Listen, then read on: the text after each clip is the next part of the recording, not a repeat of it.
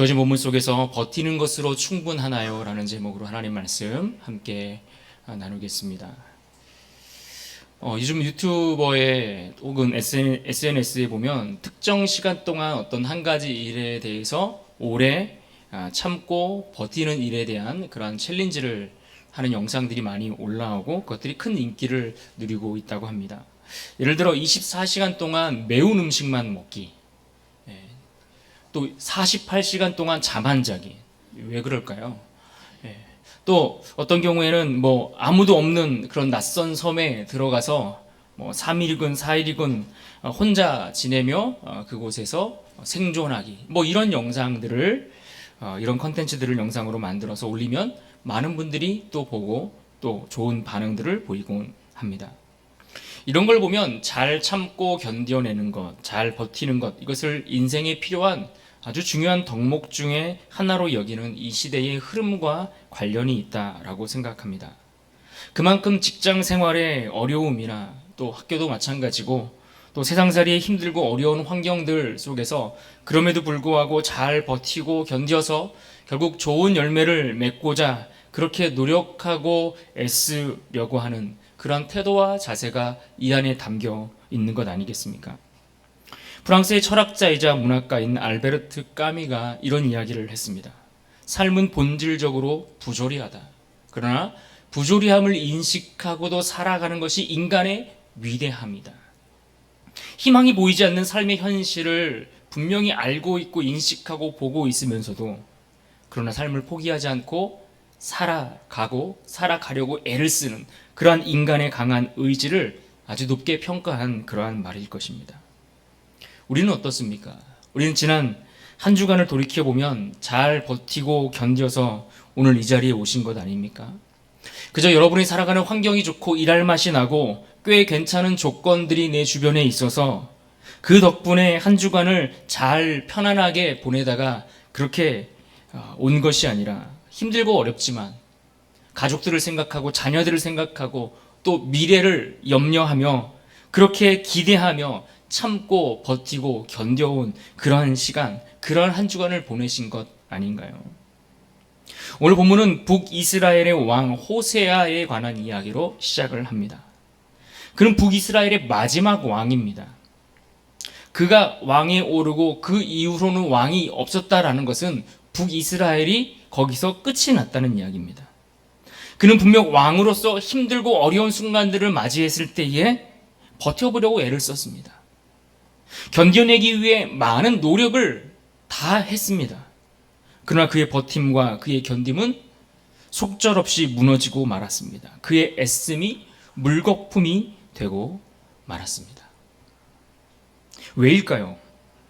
그가 나라의 어려운 순간을 맞이했을 때에 극복하기 위해 버티고 견뎌내는 것은 그 견뎌내기 위해 애썼던 것은 맞지만 그러나 중요한 것은 무엇으로 그것을 버텨야 하는가 하는 것에 대해서 질문하지 않았기 때문입니다.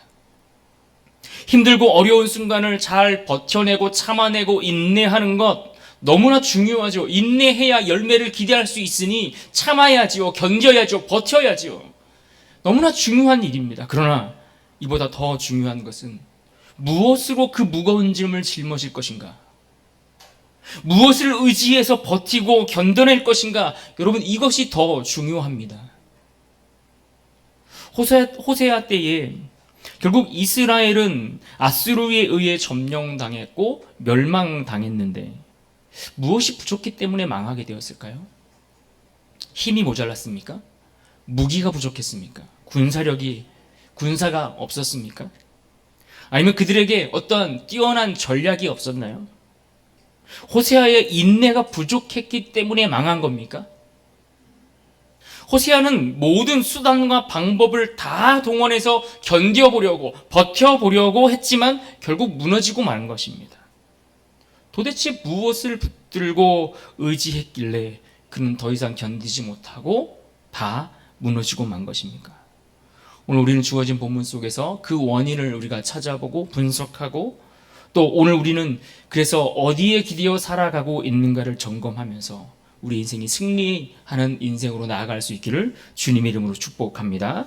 이를 위해서 우리는 먼저 호세아 왕에 대한 전반적인 하나님의 평가가 어떠한지에 대해서 우리가 살펴보고 가야 합니다.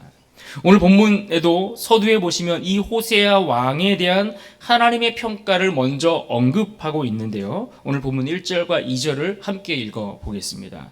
함께 있습니다. 시작. 유다의 왕 아하스 제12년에 엘라의 아들 호세아가 사마리아에서 이스라엘 왕이 되어 9년간 다스리며 여호와께서 보시기에 악을 행하였으나 다만 그 전 이스라엘 여러 왕들과 같이 하지는 아니하였더라. 여느 왕들처럼 호세아가 등극할 때의 그의 시기가 언제쯤이었는지, 또 그가 왕으로 올라서 몇 년 동안 나라를 다스렸는지에 대해서 언급해 주었습니다. 그런데 이어지는 그에 대한 하나님의 평가의 내용들을 여러분 자세히 보시면 다른 여느 왕들과는 조금의 차이가 있음을 여러분 발견할 것입니다.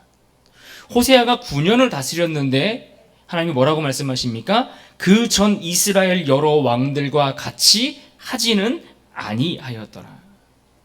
이 말씀이 무슨 뜻일까요? 그가 이스라엘의 다른 왕들과 같이 하지는 않았다. 이 말은 무슨 의미일까요? 얼핏 듣기에 얼핏 보기에 이 말은 그가 이전 왕들보다 악한 정도가 덜했다, 덜 악했다, 이런 의미, 이런 말씀처럼 들리기도 합니다. 그런데 결과를 보면 나라가 완전히 망하여 백성들이 흩어졌는데 이 일이 어느 때 일어났습니까? 호세아 때에 일어났습니다. 그러니까 이런 결과만 놓고 보더라도 그가 다른 왕들보다 덜 악했다라고 이 말씀을 이해하기에는 조금 애매한 부분들이 있습니다. 그럼에도 불구하고 성경이 그에 대해서 이와 같이 말하고 있는 이유가 있습니다. 먼저는 그가 전장에 기록되어 있는 16장에 등장하는 남유다의 왕 아하스, 이 아하스와 같이 행하지 않았다라는 의미에서 그와 이전 왕들과 같지 않았다라고 평가하고 있다는 겁니다. 무슨 말입니까? 아하스가 어떤 일을 했습니까? 아하스는 남유다의 왕이었는데 그가 이방인의 가증한 일을 행했다라고 성경은 기록합니다. 이방인의 가증한 일이라는 것은 바로 우상의 마음을 달래기 위해 사람을 제물로 드리는 그런 악한 일을 의미합니다. 그러니까 적어도 호세아는 북이스라엘의 왕으로 있으면서 아하스처럼 어떤 나라의 위기가 찾아왔을 때에 그 위기를 극복하기 위해 자기 자녀를 불가운데로 지나 그것을 제물로 우상으로 사람을 죽여 그렇게 인신제사를 드리는 그런 악한 일을 하지는 않았다라는 말이죠. 또 다른 학자에 의하면 역대하 30장 10절 이하에 등장하는 유다 왕 히스기야가 예루살렘에서 열린 유월절 잔치에 북이스라엘 사람들을 초대하는 일이 있었습니다. 그 유월절 잔치에 에브라임과 므낫세로부터 스불론까지 모든 북이스라엘 사람들을 초청했는데 이때 어떤 사람들이 그 초대에 응했다라는 이야기가 나옵니다.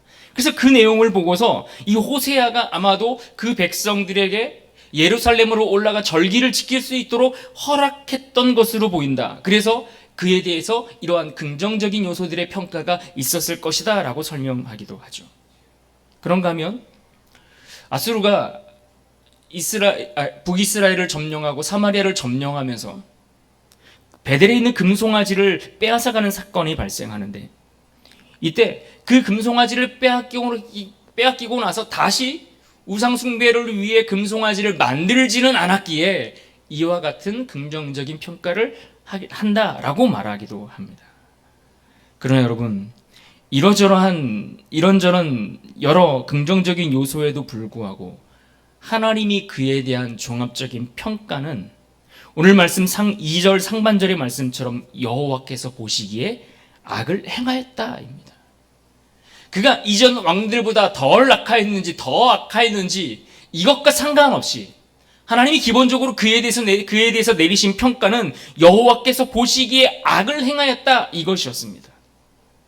실제로 호세아는 성경에서 늘 악한 일의 대명사처럼 되어버린 여로보암의 그 만든 우상, 금송아지 이것을 직접 그가 파괴하거나 또 이런 잘못된 신앙을 개혁하기 위해서 뭔가 시도하는 그런 일들을 하지 않았습니다. 물론 부분적으로는 어떤 긍정적으로 볼 수 있는 일들을 약간 추가한 정도는 있을 수 있겠지만 그러나 그렇다고 하나님의 평가가 그에 대해서 긍정적이지는 않았다는 겁니다. 심지어 북이스라엘이 망한 시기가 호세아 때입니다. 물론 북이스라엘이 망한 이유도 호세아 한 사람 때문만은 아닙니다. 이스라엘이 지금까지 역대 그 왕들의 패역함으로 인한 하나님의 종합적인 평가가 그들에게 심판으로 결과로 그렇게 나타난 것이죠. 그렇지만 그가 그럼에도 불구하고 온전히 선을 행하고 하나님을 의지했다면 적어도 그 나라가 호세아 때에 망하는 일은 없었을 것이라는 겁니다. 그는 그의 이전 왕이었던 베가를 죽이고 왕의 자리에 올라온 인물입니다. 물론 이것은 하나님께서 베가를 심판하시기 위해서 이 호세아를 들어서 심판의 도구로 사용하셨기 때문이죠. 그렇게 보면 그는 지금 왕위에 오르면서 좋은 기회를 얻은 겁니다. 하나님이 베가를 심판하셔서 그를 치시고 호세아 자신을 왕위에 올려 놓으셨다면 얼마든지 이전 왕들이 행했던 그 악한 일들을 따라 행하지 않고 달리 그는 하나님 앞에 선을 행할 수 있는 기회가 그에게 주어졌다라는 이야기죠. 그런데 그는 이도저도 아닌 오히려 애매한 신앙의 길을 걷고 있습니다. 하나님 보시기에 분명히 악한 일들을 행하면서 마치 선한 일을 행하는 것 같은 일들도 함께 행하고 있는 겁니다. 여러분, 여기서 우리가 분명히 아셔야 할 것이 있는데 하나님의 기준에 있어서 덜 악하다라는 것은 여전히 악한 겁니다. 그가 다른 사람에 비해서 덜 악한지 더 악한지 그것과 상관없이 그들에 대한 하나님의 평가는 그저 악한 것, 그것이 전부입니다. 왜 그렇습니까? 죄는 양으로 판단하지 않기 때문입니다. 얼마나 악을 많이 행했는지 그 악한 일들이 쌓이고 쌓여서 그 양이 충분해지면 이 정도면 충분히 악하다라고 이야기할 수 있겠구나. 그래서 이렇게 평가하는 것이 아니라는 말입니다. 하나님을 온전히 따르지 않으면 그 자체가 죄입니다. 죄의 크고 작음은 그저 사람의 눈에 보이는 외양일 뿐이죠. 그러므로 여러분 기억하셔야 됩니다. 신앙의 중간지대는 없습니다. 신앙의 회색지대는 없습니다. 하나님께 순종하든지 아니면 불순종하든지, 하나님께 선을 행하든지 하나님께 악을 행하든지 이 둘밖에 없는 겁니다. 여러분 그 중간에 애매한 지점에서 이도저도 아니게 이쪽 저쪽 양발을 다 걸쳐두고 살아가는 양다리와 같은 신앙, 여러분 이것은 존재하지 않습니다. 성경이 그렇게 말하지 않습니다. 하나님 앞에서 반쯤 충성하는 것, 이것은 불순종이라고 이야기하는 것이 성경이 우리에게 말씀하는 메시지입니다. 내가 교회에 나와 예배도 드리고 주일도 지키고 기도 생활도 하는데 일상에서 살아가는 한 주간의 삶 속에서 하나님과 전혀 무관한 방식들로 결정하고 그러한 방법을 쫓아가고 그렇게 살아가는 그러한 삶, 그것은 결코 나를 지켜줄 수 없다라고 성경은 분명히 가르쳐주고 있습니다. 그래서 적당히 믿는 신앙은 결국 무너지는 겁니다. 애매하게 믿는 신앙은 무너지는 겁니다. 불순종을 포장한 중간지대는 없다는 것입니다. 오늘날 많은 성도들이 이런 이야기를 자주 하곤 합니다. 나는 그래도 교회는 다녀. 가끔씩 새벽 예배도 가. 우리 애가요 바빠서 교회를 지금 못 가서 그렇지 애가 믿음은 있어요. 제가 사역하면서 참 많이 들었던 말들 가운데 몇 가지입니다. 그런데 여러분 죄송하지만 하나님께서 원하시는, 우리에게 바라시는 믿음은 그런 애매한 믿음, 애매한 신앙이 아닙니다. 하박국 선지자가 했던 말씀을 우리는 기억해야 됩니다. 하박국 선지자가 했던 말씀, 하박국 2장 4절 말씀, 보라 그의 마음은 교만하며 그 속에 정직하지 못하나 의인은 그의 믿음으로 말미암아 살리라. 의인은 오직 믿음으로 말미암아 살리라 말했고, 이 말씀을 사도 바울이 똑같이 사용한 겁니다. 근데 여러분 여기서 이 믿음이라고 지칭한 이 단어가 히브리어로 에무나라는 단어인데 이것은 단순한 감정을 이야기하는 게 아닙니다. 이것은 감정이 아니라 견고하고 충실한 신뢰, 그런 관계에 대한 신실함, 하나님을 의지하고 믿기 때문에 하나님 앞에 서 있는 견고함, 하나님을 붙들고 있기에 하나님을 의지하는 그 믿음 때문에 서 있는 견딤, 버팀, 이것이 성경에서 말하는 믿음이다라고 이야기하는 것입니다. 내가 하나님을 믿기 때문에 그분의 뜻대로 충성되게 살겠다라고 하는 삶의 자세, 그것이 우리의 믿음이라고 말씀하고 있습니다. 그런데 오늘 말씀 속에서 호세아 왕은 성경 어디에서도 그가 선택하고 결정하는 내용들 속에서 에무나의 그 믿음을 도무지 찾아볼 수가 없습니다. 정치적인 수많은 계산들을 합니다. 또 정치적인 줄다리기를 하고 그렇게 수많은 계산들을 하지만 그러나 하나님을 향한 진실한 충성은 보이지 않습니다. 오늘 본문 4절 말씀을 보십시오. 같이 한번 읽어볼까요? 4절 말씀입니다. 시작. 그가 애굽의 왕 소에게 사자들을 보내고 해마다 하던 대로 아스루 왕에게 조공을 드리지 아니하매 아스루 왕이 호세아가 배반함을 보고 그를 옥에 감금하여 두고. 북이스라엘은 주로 반아수르 정책을 유지해 왔습니다. 그렇게 반아수르 정책을 유지해 오던 북이스라엘의 18대 왕이었던 베가, 그 베가 왕을 호세아가 반역하여 죽이고 왕의 자리에 올라왔다고 했습니다. 그러고는 그 선왕의 정책을 탈피해서 다른 정책을 선택한 겁니다. 그래서 그는 반아수르 정책이 아니라 친아수르, 그러니까 아수르와 친하게, 아수르와 동맹국가의 정책을 펼쳐갔던 겁니다. 그렇게 지냄으로써 9년이라는 시간들 대부분을 그렇게 별 문제 없이 정권을 잘 유지할 수 있었습니다. 그런데 그렇게 막강한 힘과 권세로 이 팔레스타인 지역을 장악하고 있었던 아수르의 왕 디글랏 빌레셀, 이 디글랏 빌레셋이 죽은 겁니다. 그 왕이 죽고 나니까 이제 이 호세아가 생각할 때에 도대체 이 중동 지역의, 이 팔레스타인 지역의 이 힘의 균형이 어디로 흘러갈지 참 애매해졌거든요. 그래서 가만히 보는 겁니다. 이 힘이 어디에 쏠려갈 것인가? 누가 과연 우리를 붙들어줄 만한 힘이 있을 것인가? 어느 나라에 손을 뻗치면 될 것인가? 이것을 계산하는 겁니다.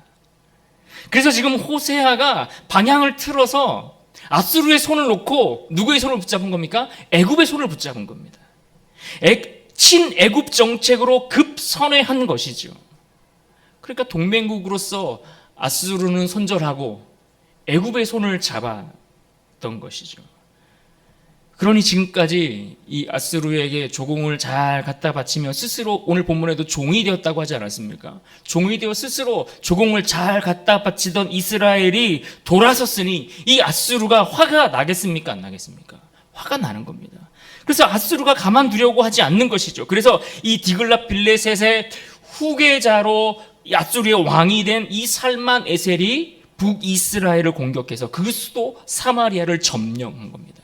3년 동안 그 사마리아를 점령해서 에워싸서 꼼짝 못하게 하는 것이죠. 그러면서 호세아를 잡아가 감옥에 가두었습니다. 인간적으로 보면, 우리가 볼 때에 인간적으로 보면 이것은, 이 호세아의 이런 행동들은 아주 정치적 계산이 빨랐던 것을 우리는 이해할 수 있습니다. 나름대로 외교적인 어떤 묘수를 착안해낸 것 아니겠습니까? 힘의 균형이 어디로 흐르고 있는지를 그가 살펴보면서 누구의 도움을 얻어야 할 것인가를 그는 잘 판단한다고 했습니다. 힘이 없고 약하니 그렇게 살아나야겠으니 어떻게든 살아나고 어떻게든 나라를 지켜야겠고 그렇게 버티고 견뎌야 하니 이러한 결정을 해야겠다라고 그는 생각한 것입니다. 하지만 하나님의 도움이 없는 정치, 그것은 결국 무너지고 그의 전략은 다 들통나서 결국 그가 감옥에 갇히는 것뿐입니다. 그런데 우리의 모습을 보면 우리도 호세아와 같은 선택을 자주 하며 살아갑니다. 기도하지 않고 결정하는 일들은 다반사입니다. 말씀 없이 우리 삶의 방향을 정해 나가려고 합니다. 하나님보다 사람이 중요하고 신앙보다 환경이 중요하고 무엇보다 돈이 중요하고 관계가 더 우선이지요. 왜냐하면 그것들이 내 힘이 되고 그것이 나를 지켜주고 그것이 나를 보호하리라는 생각을 가지고 살아가고 있기 때문입니다.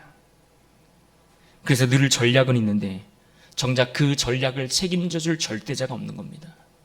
내가 무수히 많은 계획을 생각해내고 짜내고 고민하고 그래서 선택하고 결정하는데, 그러나 그 결정에 대해서 책임져주고 그 일을 완성시키고 이루어 가실 절대자, 그 하나님이 늘 배제되기 때문에, 하나님에 대한 신뢰가 없기 때문에 결정적인 그 전략이 이루어질 수가 없는 겁니다.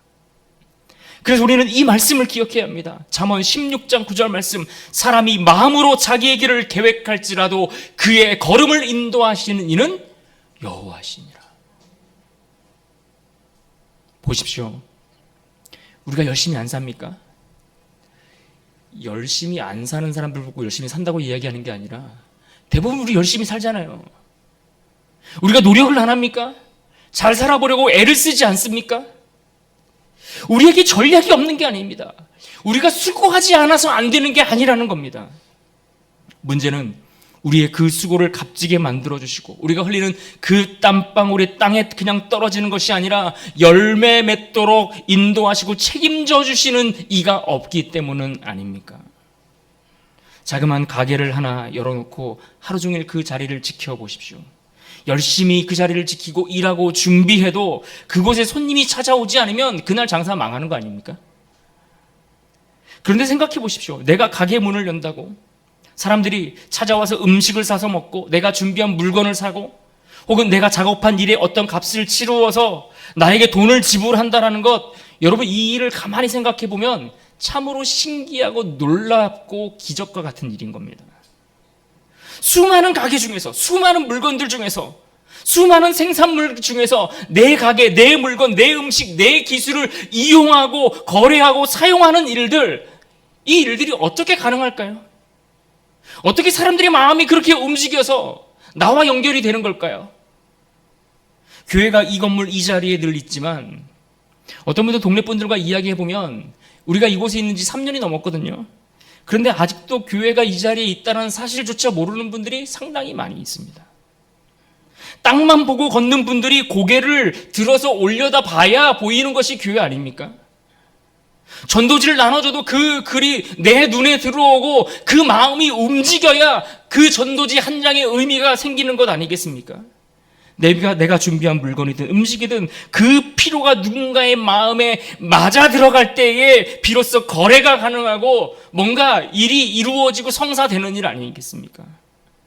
그런데 그 일이 하필 우리 교회랑 맞고 그 일이 하필 우리 사업장의 필요와 맞아 들어가는 일, 그것은 내 힘으로 안 되는 부분들이 너무나 많다는 거예요.